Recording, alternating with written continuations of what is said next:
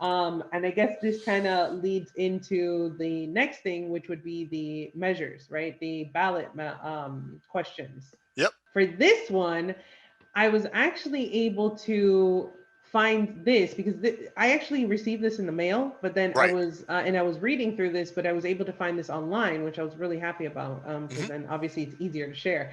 Mm. um, and so it goes over the question. So it goes over question one and question two. Were you able to read this before you? I had read it before I voted. You know, I still don't know what to tell folks on question one. There's so many people lined up on either side. Um, you know, if you believe one side, it's basically that you have to be afraid of the um, the electronics that the auto manufacturers put into your car. You can't trust that, and so therefore you have to make sure you don't let local mechanics have access to that. It just is a weird argument to me. So um, I voted yes on one to say let right to repair kind of position. But I don't know if there is something to fear about this Wi-Fi access to your car information, or what people could possibly glean from that. Well, I mean, I'm definitely going to put the link to this in the show description, but and I'm obviously I'm not going to read through all of this, but I did want to just point out. So for question one, and again, this is ballot initiatives on the Massachusetts ballot. So obviously, if you're not in Massachusetts, this is not going to be on your ballot.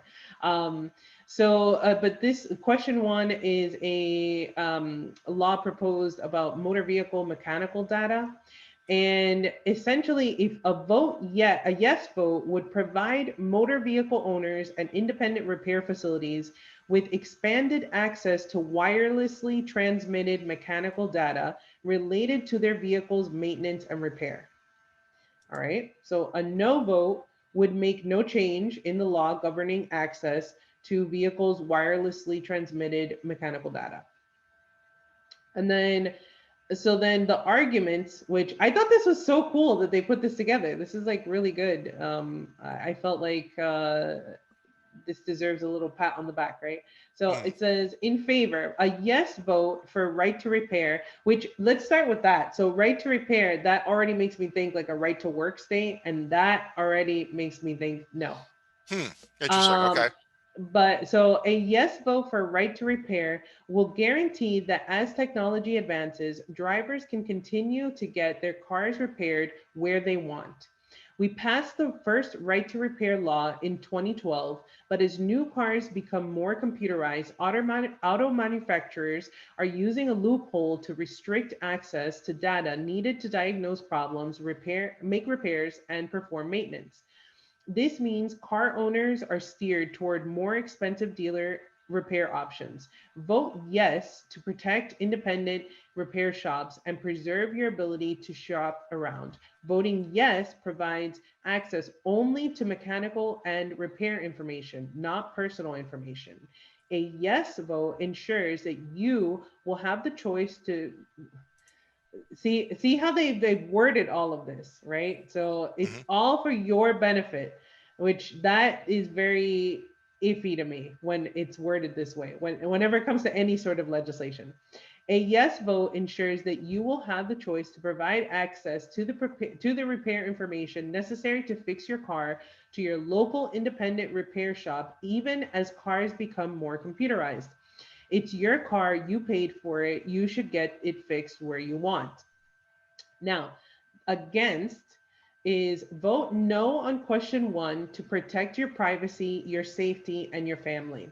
Question one has nothing to do with fixing cars. Question one is a data grab by third parties who want to gather your personal vehicle information and access it remotely, including location data in real time. Domestic violence advocates warn how dangerous this information could be. Jane Doe, the Massachusetts Coalition Against Sexual Assault and Domestic Violence, wrote access to vehicle data, particularly call logs and GPS location, enables persons who penetrate abuse to possess the tools necessary to track and monitor their victim. A similar proposal failed in California after the California Coalition Against Sexual Assault warned from this information a third party such as a sexual predator could stalk and or harm victims. Privacy advocates, cybersecurity experts, and domestic violence advocacy groups urge you to vote no on question 1. So that's so strange to me, because that to me is basically, I mean, it's obvious that large auto manufacturers want to keep all the repair work to themselves, and they always charge way more because they always want to replace parts when others will do something else and all that kind of stuff. So they're essentially using a scare tactic where they're admitting that they've put this major security issue in your car, and now they're leveraging their security issue, which they're admitting could put people in danger. I mean, that's their argument. It's a circular, strange argument, and I just don't buy it. Mm-hmm. Yeah. So you think it's more the argument against it is more a fear mongering argument? Oh, absolutely. Yeah. Okay. So Yeah. I definitely think it is obviously it is based more on fear mongering. Right. Again, I don't know. I don't know how I feel about it. Because again, the language that is used in favor, Yeah. that to me it's exactly like the right to work kind of language, you know. And Well, so you don't like I'm not for right to work. Massachusetts is a right to work state, which yeah, but you don't like the way the it was essentially worded. But what it actually means is allowing access to computerized information on the car. If the argument against it is that this is dangerous for people to have it, then is it less dangerous so for somehow it's less dangerous for shop A, that's an official Toyota shop, it's less dangerous for them to have it than your trusted mechanic that you want, that would do the work for half the price? I just don't understand that argument. Yeah. Yeah, I hear And you. that's I why hear you. that's why, yeah, my wife and I and all my friends, we've gone back and forth on this. Yeah. Like, we don't know. Could there be a situation where, okay, well, again, even like, why am I going to trust if this is a problem for, a domestic violence victim? Why is it not a problem for when Toyota accesses that information versus Yeah, my like you can still have the an employee at Toyota that. Yeah. What's the difference? I don't understand that.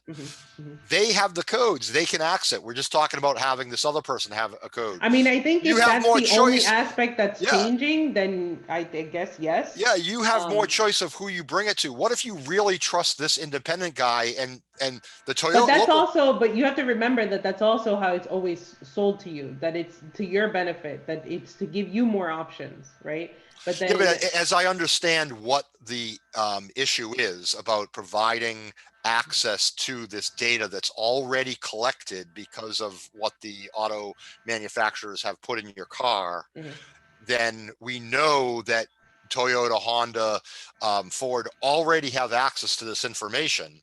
If it's dangerous, they're basically admitting they've put us in danger, which is bizarre. I mean, I did read. They do have the text here, Yeah. and it's not very long. I did read it, and it does seem as though what the situation is that it's they won't have to. I guess essentially, if you take it to the dealership, they have certain permissions that they're allowed to look into certain information. But then if you just let anybody be able to access this information, then I guess it's just more access to this, and then you can it's also that you can like change, you can control information. Like I said, I read the text, and it's like you can make remote changes to your car.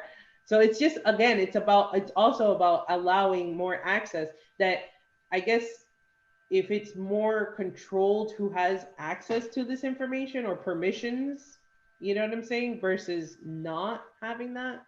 I don't know. Yeah, I mean, I don't think that, the people are going to be accessing the data at Toyota are not going to have gone through any FBI scrutiny. You know, um, it basically they've put this data collection in your vehicle, and that's the source of the problem.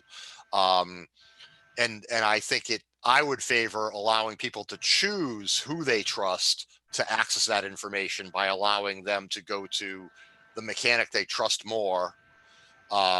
Makes more sense rather And it than does say that they have to ask you for permission, and but it's also one of those things where it's like they have to present to you that you have to sign off that you received, like, I guess, the terms of agreement or whatever, you know what I'm saying? Which half the right, time no one even reads any of these things. So right. No, no one does. No, I don't. no. It's like I said, like I'm kind of iffy on it just because I don't know where I stand on this. I'm very much like, trying to keep people's data as concealed as possible. Um, but Yeah, it's a really hard one. I can't tell people how to vote on that. I mean, right. try and work through it on your own. Um, it's a difficult one. Right, Yeah, exactly. yeah. But not a difficult one is Not a question difficult one. two, which is Absolutely. ranked choice voting. Absolutely. All right, so a yes vote would create a system of ranked choice voting in which voters would have the option to rank candidates in order of preference, and voters would be counted in rounds, eliminating candidates with the lowest votes until one candidate has received a majority. A no vote would make no change in the laws governing voting and how votes are counted. So, in favor, a yes vote adopts ranked choice voting, a common sense reform that puts more power in the hands of voters. Ranked choice voting addresses three problems. Big money and corrupt special interests have too much control over our democracy. Politicians can win with less than a majority, and independents are shut out. Politics are tearing us apart, preventing solutions to major challenges. It works by giving voters the option to rank candidates in order of preference. You can vote for just one candidate like you always have, okay? Because that's something that's used like, oh, that you have to vote for. No, you can only vote for just one if you want. Or you can rank your first, second, and third choice. If your favorite candidate doesn't win, your vote is instantly counted for your second choice, so candidates must compete for every vote. Ranked choice voting ensures the winner has majority support and reflects the true will of the people. A yes vote gives voters more choice and will help make our democracy stronger. I mean, how can you argue anything against this? I was Oh, really thinking, yeah, like when I saw this against thing, I was like, what did they even come up with to to yeah, go against that? yeah. It's So, fantastic. I put in the chat for you to include on the with our YouTube okay, a link to like a brief cartoonish walkthrough of ranked choice voting. yeah, I actually did it for the Unity nomination, right, for Tulsi.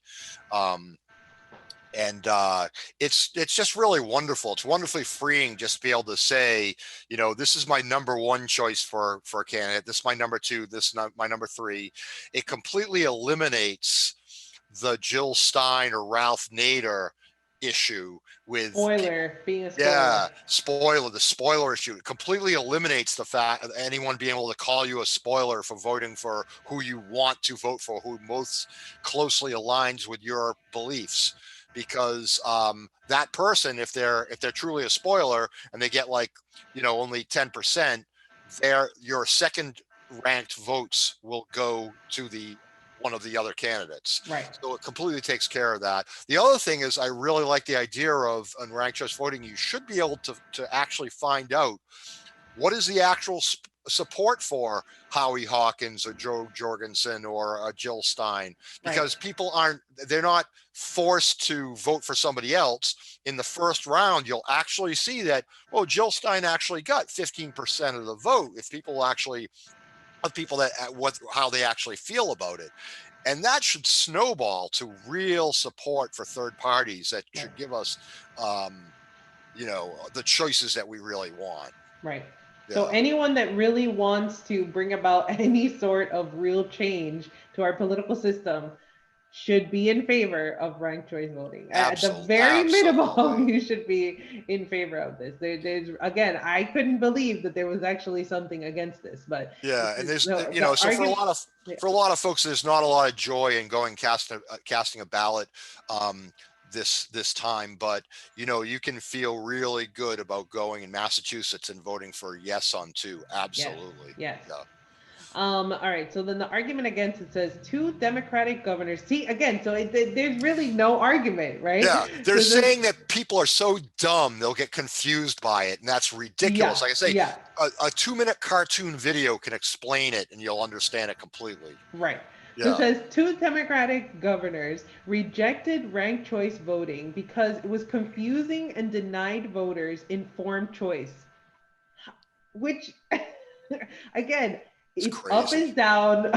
Yeah, it's crazy. Oh, Democratic Governor Jerry Brown witnessed a mayoral election in Oakland where the winner won with voters' seventh and eighth place rankings. Governor Brown said ranked choice voting is overly complicated and confusing. I believe it deprives voters of genuinely informed choice. Democratic Governor Gavin Newsom, and they keep putting you know what I'm saying? To right. like really hone in, like, oh, Yeah. these are the good people, the Democrats. The These days, Democratic, Californians are some of the worst examples of Democrats too. I mean, convo couch people, all these people like living out in California will tell you yep, they're terrible. yep. So, Democratic Governor Gavin Newsom said ranked choice voting has often led to voter confusion, and the promise that ranked choice voting leads to greater democracy is not necessarily fulfilled. That's not a that there is no argument there. Seriously, Mm. how did they present an argument there? It says ranked choice voting ballots force voters to guess the candidates who will remain standing in multiple voting rounds and cast their votes in the dark. That's not true. I just read to you here. It says you can vote for just one candidate like you Right, always have, right? right. If they guess wrong and vote for eliminated candidates, their ballots are not counted in the final vote. Winners win a false majority of remaining ballots, not a true majority of all the voters voting in the election. Yeah, so it just doesn't make any sense. I've tried to understand people that are against it. I've tried to understand their uh, these I first of all, the idea that it's overly complicated, that's just ridiculous, you know. Mm-hmm. Um, and then the idea that somehow you'll end up with, under any scenario, if you actually look at, okay, this is what would have happened if we didn't have ranked choice voting, and this is what would happen if you had ranked choice voting. To me, the ranked choice voting is superior. If you work through different, possibilities, you've always, with the first thing, you've always got situations where people are like, well, I really like what this guy stands for or this woman stands for, but I'm not sure. The polls say they're not going to win and they don't have a chance. So I'm going to have to vote for this other person I don't really like as much out of fear. And so you're already starting from a horrible place. Where ranked Mm-hmm. choice voting, if you work through the scenarios, to me, they just always make sense.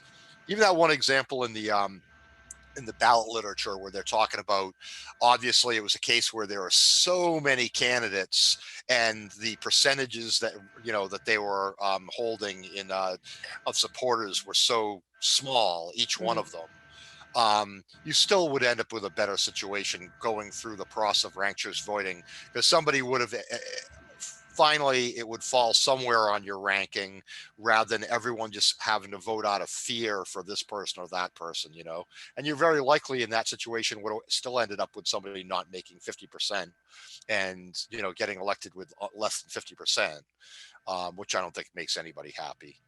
So yeah, a solid yes Yeah. from us.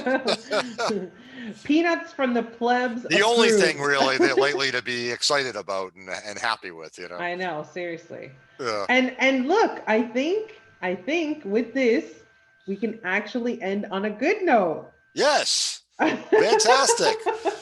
Get out there, vote for ranked choice voting, be excited about it. And on election day, you know, that's something we'll get an answer to that same day, I assume. Oh, Uh, here's hoping. and that will be exciting. Yes. Yeah.